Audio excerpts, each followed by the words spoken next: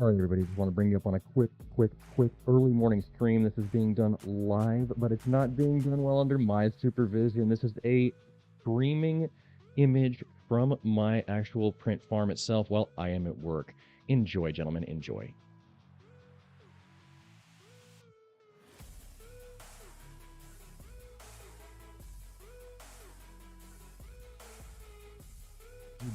If you do enjoy these printing streams, do throw it down, please. Thank you.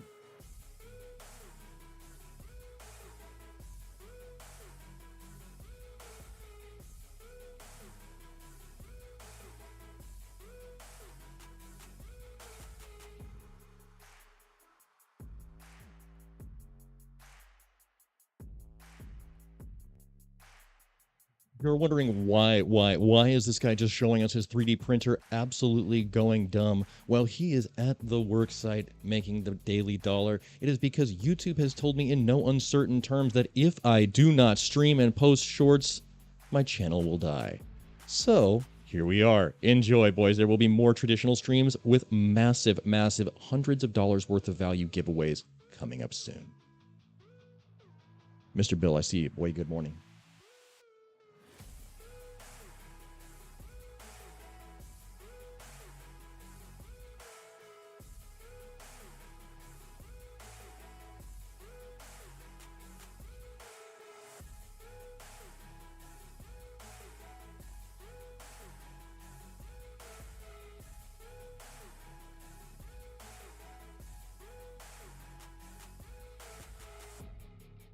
Garrett, what up, member? What up, member? What up?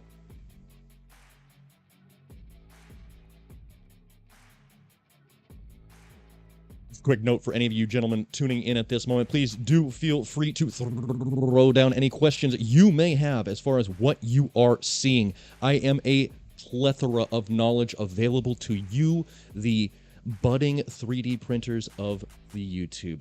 Let's go.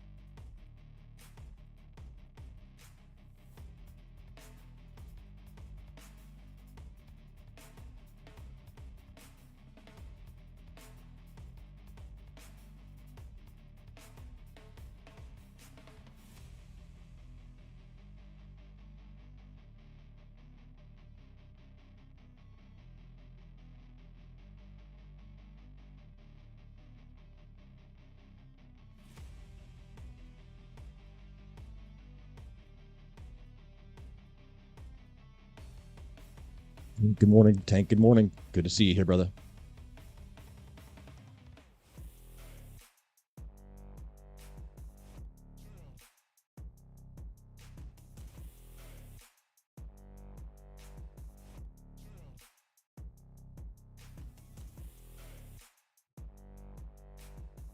Now, at risk of going ahead and completely violating the guidelines, which hopefully, if they have common sense and they use their brain that the God gave them, they will do well in this situation of discernment. Why am I making this? Because of the fact that there has been considerable civil unrest, in this country over the last couple of days, and there have been literal warnings on the news about protests and other things. The things that I started prepping to keep myself safe in situations like this, I realized one of them was lacking. This is the solution. That's right.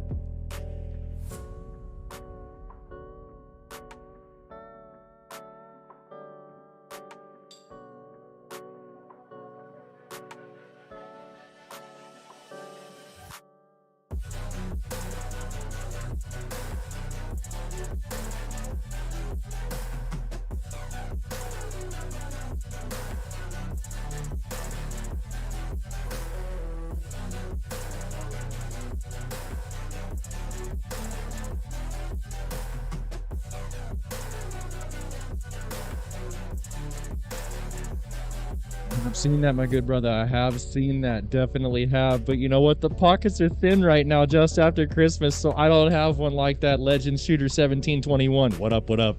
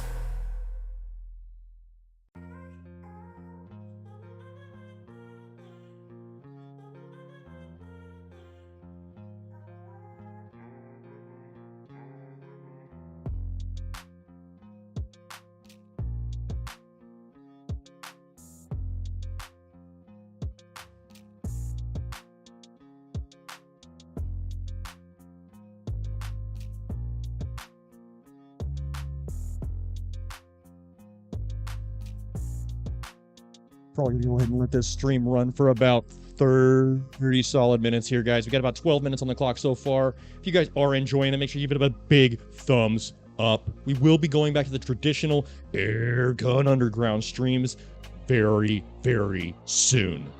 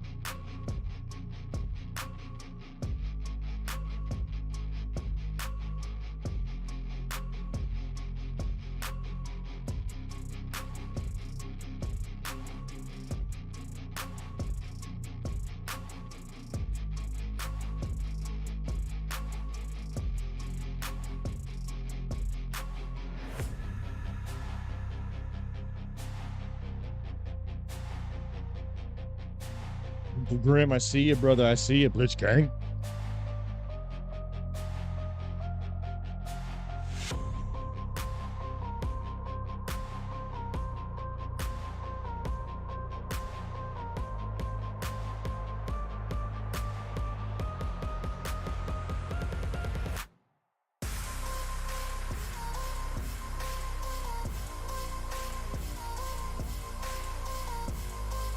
each and every single one of you fine gentlemen out there currently streaming with us would take notice, there is a very high level of quality on this print. The fact that all of the raft is still intact, holding up those support pieces for that pick rail, the fact that everything is still adhered well, this is just a well-oiled machine working together as intended. It's taken a large learning curve to get to this point, but now that we are at this point, kicking prints out like this is absolutely no problem. This one has gone for approximately 14 hours solid at this point, and will be continuing to print for another 8 hours for a total of 22 hours total print time. Kind of a time-intensive process, but the labor, once you set these machines up, is really just not that bad, guys. It's just paying attention to the machine and keeping it maintained.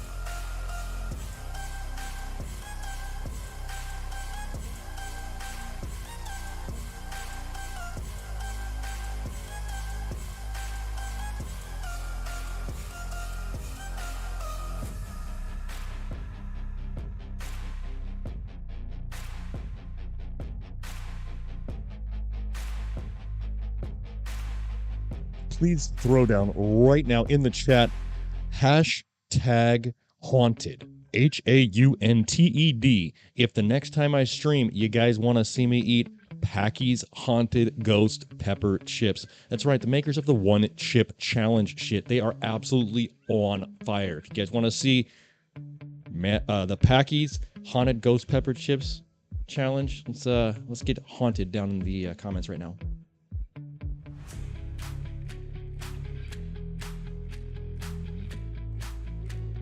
Little backstory on that: I only used to be able to eat one single chip. Now I flex and eat them down as I'm going down the road, holding them up so people can see I'm eating them ghost peppers, baby.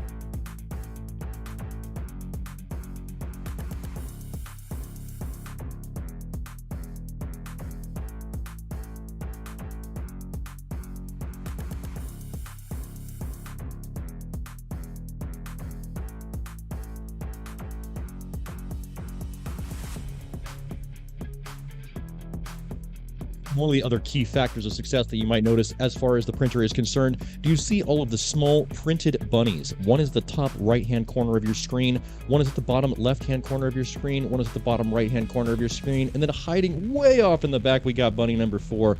The bunnies watch the prints and bring me luck. It's just a thing. I don't know why I do it, but the bunnies watching it means that somebody's always keeping an eye on stuff.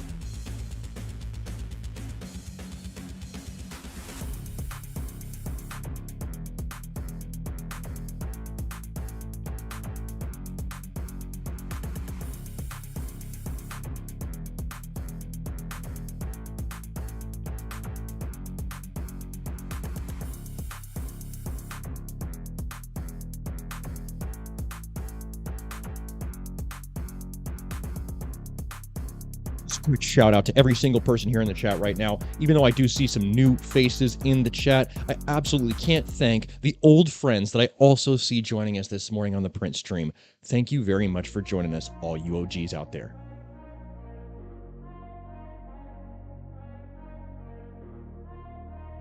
Gee, man.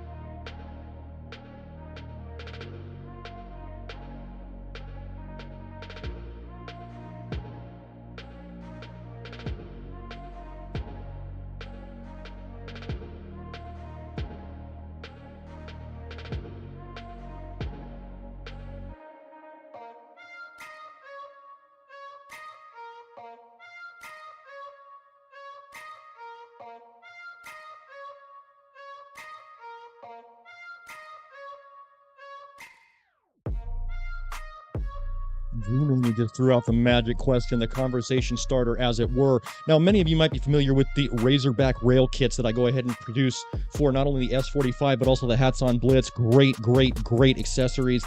And this is actually another incarnation of those accessories. What you are currently looking at this moment is actually the Blitz Razorback Lite in the sense that it is a smaller, lighter, more compact version of the original. It is the king sizing at 265 millimeters in length, but it has absolutely no tank guard lower secondary section as the full King Razorback does. This is going to alleviate a little bit of weight off the front end. Also, if you're not using it with a bipod, it's probably something that might save you a little bit of cash. This is the King Razorback 265 millimeter light. Thank you, guys.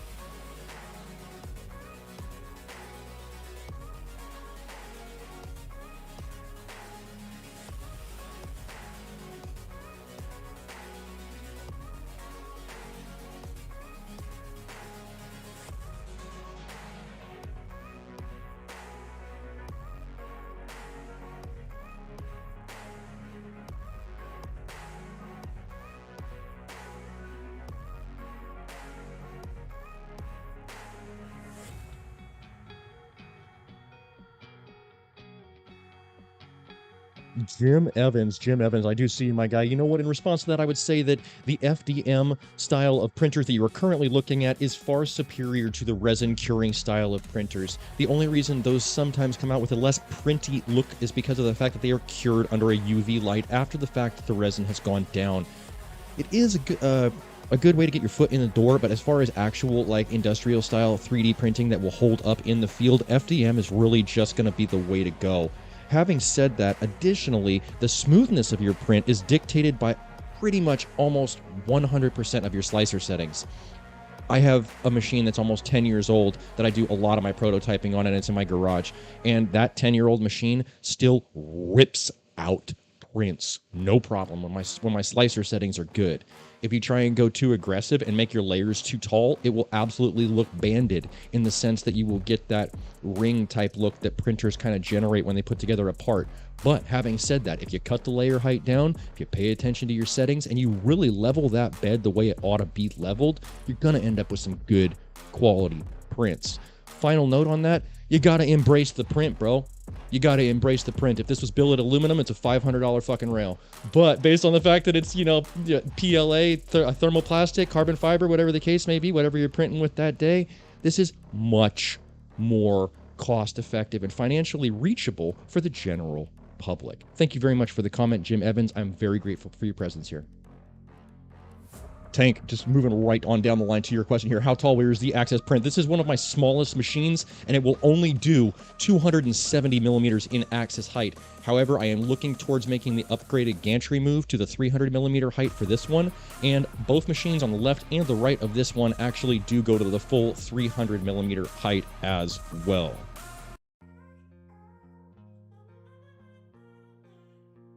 Any more questions? Throw it now.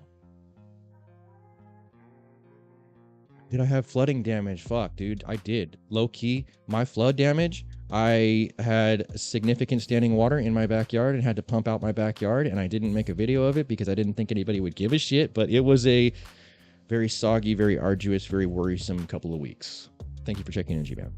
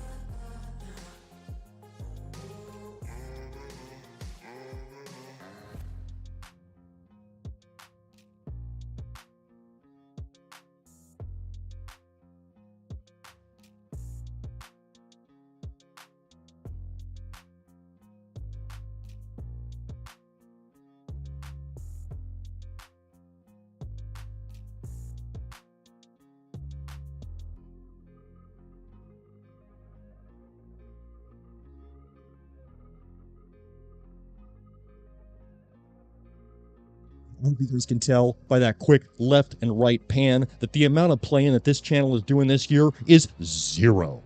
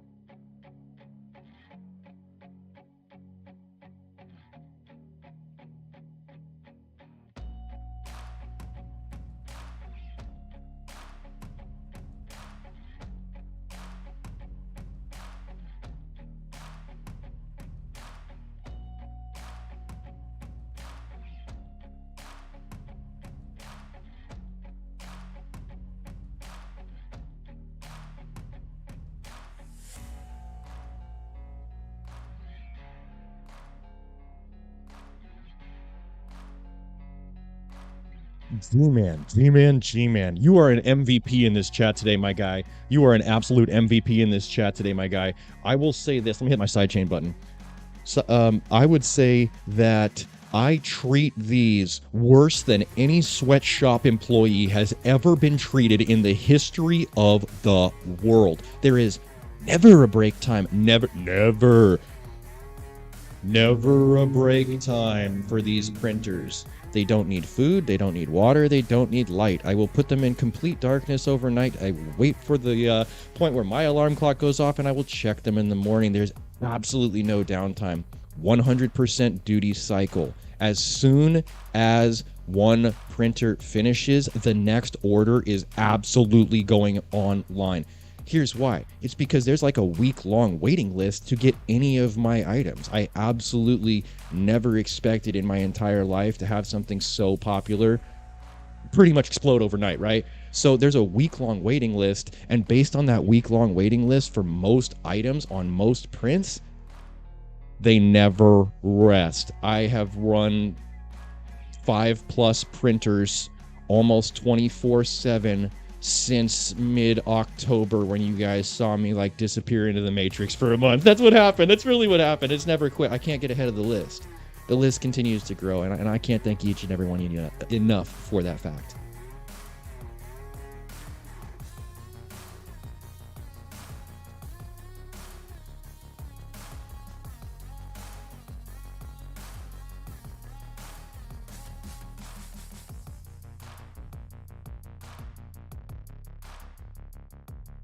Cleaning and maintenance. You're an absolute plethora of wonderful conversation starters today, G-Man, and I am absolutely through the roof grateful for your presence, my guy. Thank you for being here, and thanks for these great conversation starters. Here's what maintenance looks like as far as these printers are concerned. That what you're looking at, move left and right at the top of your screen, is the Sprite all-metal extruder. That extruder, pretty bulletproof. It'll do 300 degrees Celsius and pretty much print any material out there that you can physically put through the hole, right? It'll melt anything that you can put through that extruder hole. Secondly, there are no plastic components on the all-metal extruder. That means they're not going to be wearing out. Third thing about it, if you use stainless steel or hardened steel or even tungsten nozzles, your nozzles will survive up against the coarseness and grit of the carbon fiber filament being run through it. Carbon fiber is an abrasive. That abrasiveness will destroy your brass nozzle in one roll of filament.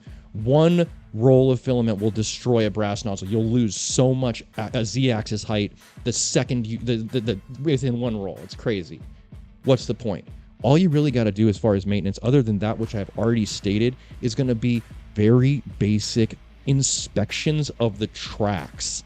The tracks on which the motors ride on, both that plate that you see moving left and right, as well as the gantry going up across the screen with that extruder itself, those cannot get any shit on them whatsoever. If you get a piece of plastic on them, if you get a piece of lint on them, if you get any inconsistency in that track, you will have the inconsistency transfer into your print. You are dealing in layers that are 0.2 millimeters in height right now. You are looking at a 0.2 millimeter print. So, based on that fact, it's going to go around the same path of travel 5 times before it builds 1 millimeter in height. That small of a facet of time of height to work in is going to give you one thing. Anything that's on those tracks will immediately cause a jump and a transfer of that inconsistency into your print. Garrett, so we need to get you some more printers. You know what? There is literally a P.O. box in the description of almost every single stream and video. So if anybody wants to, get on my super VIP list and send a printer in, fuck, that would be amazing. But I never expect that from anyone. I've personally purchased every single printer at this point that I currently own, and I'm proud of that fact. It's been the best financial decision I've ever made for my family in my entire life.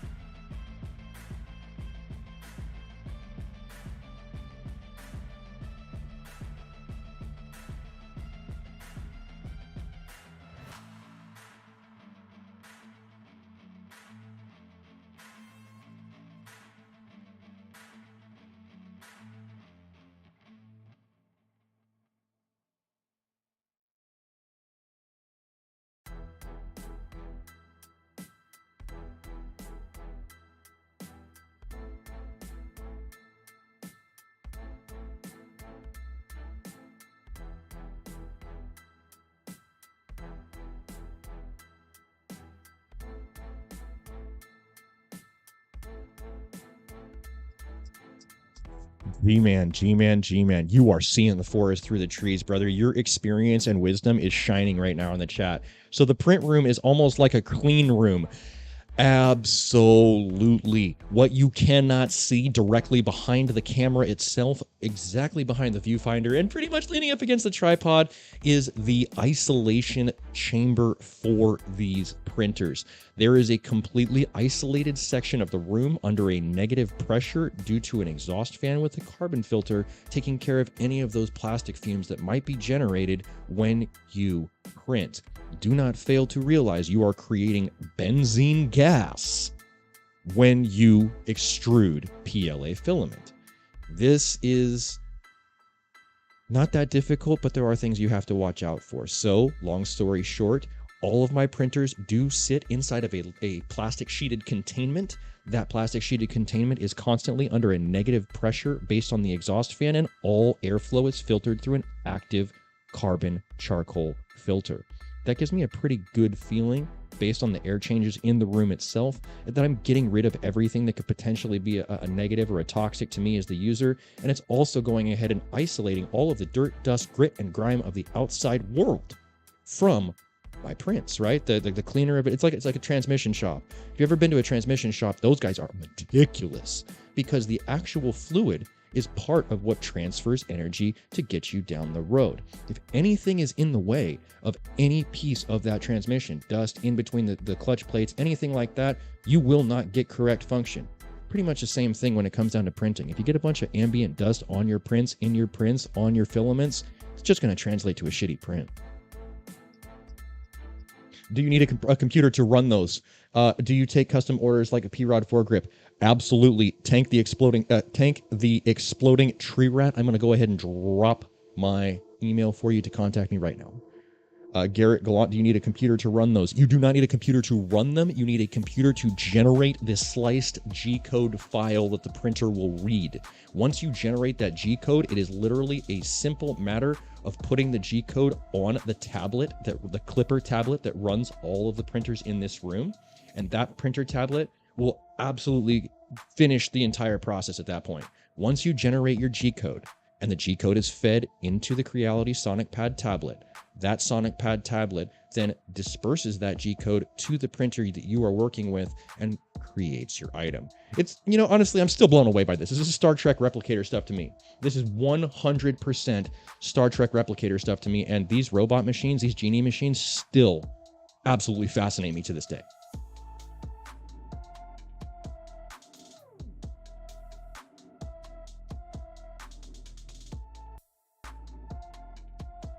That's correct, G-Man. That's correct. Absolutely exhausting out of the room, which is what gives us our air changes. We don't have a active supply fan generating a supply air for this space. The supply air is being generated through the negative static of the exhausted air. That's absolutely brilliant. Thank you, G-Man.